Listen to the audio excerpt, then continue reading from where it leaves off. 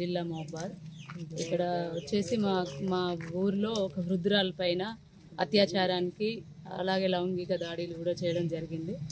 కాబట్టి అలాంటి పనికి వాడు ఎవరెవరు వాళ్ళు పాల్పడ్డారో ఆ నిందితులకు అసలు ఎట్లాంటి శిక్ష అంటే అట్లాంటి శిక్ష వాళ్ళకి విధించాలి. మాకు కావాల్సింది ఏంటంటే వాళ్ళని ఎన్కౌంటర్ చేయాలి అంతే. మళ్ళీ వద్దు, వాళ్ళ ఊస అనేది ఎత్తొద్దు, వాళ్ళతోటి ఇంకొకరికి బుద్ధి తెచ్చుకునేటట్టు ఉండాలి వాళ్ళు.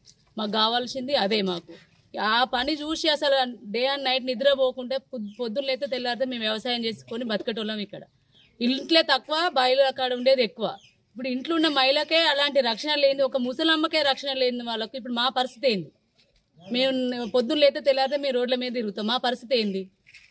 అందుకే చేసిన వాళ్ళు ఎవరే కానీ వాళ్ళకు కఠినమైన చర్య తీసుకొని ఎన్కౌంటర్ చేయాలని కోరుకుంటున్నాం ఈ మీడియా నుంచి. అంతే. మేము మైబాద్ జిల్లా ఎస్టూరు మండలం, ఇక్కడ రామన్నగూడెం అండి. అసలు ఎక్కడ లేని ఎక్కడో జరిగే విషయాలను టీవీలో కానీ పేపర్లో కానీ చూసినాం, కానీ ఎక్కడెక్కడో మూలల మా ఊర్లో ఇంత ఘోరం జరుగుతుందని మాకు తెలియదు. కాకుంటే పాపంకి 3 బిడ్డలు, ఎవరు లేరు, అనాథ. సరే ఇక్కడ ఏదో తలదాచుకుందామని ఇక్కడ ఏదో పూలు చేసుకొని బతుకుతాను. అసలు ఆమె మీద అంత అత్యాచారం చేయడం ఘోరం. కాకుంటే ఆ లంజవుడుకులు ఎవరైతే ఉన్నారో వాళ్ళు కంపల్సరీ వాళ్ళని ఈడ్చుకొచ్చి మా మహిళలందరి ముంగట ఇక్కడ వేసి ఇక్కడనే మా ముందే వాళ్ళని శిక్షించి షూట్ చేయాలి అంతే.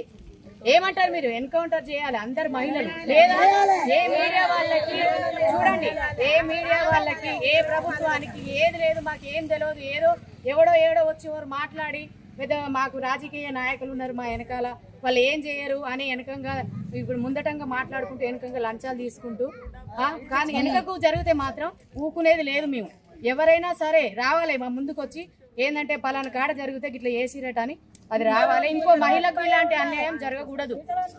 మాది రామన్నగూడెం, నెల్లికుదురు మండలం.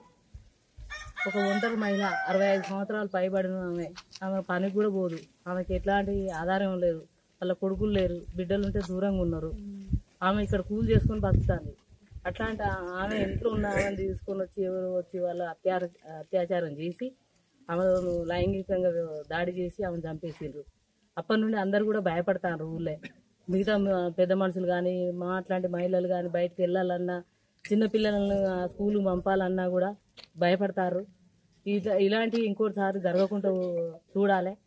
రేపు వాళ్ళు ఎవరున్నా కూడా వాళ్ళను తీసుకొచ్చి కఠినంగా శిక్షించాలి, అసలు ఎన్కౌంటర్ చేసి పడేయాలని చెప్పి అందరం కోరుకుంటాను.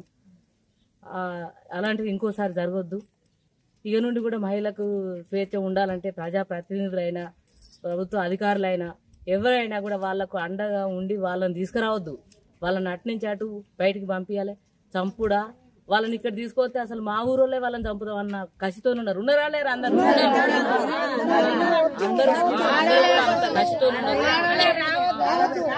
అసలు వాడు మా ఊళ్ళకే రావద్దు. వాళ్ళు ఎవరైనా కూడా పోలీసు వారిని కూడా కోరుకుంటాను, పై అధికారులను అందరిని కూడా మేము కోరుకుంటాను. వాడు అట్లాంటి వాళ్ళు ఇంకోసారి ఊళ్ళో జరగదు. ఒకళ్ళు చేసేస్తే ఇంకోటి కూడా అట్లా లేవడు కదా.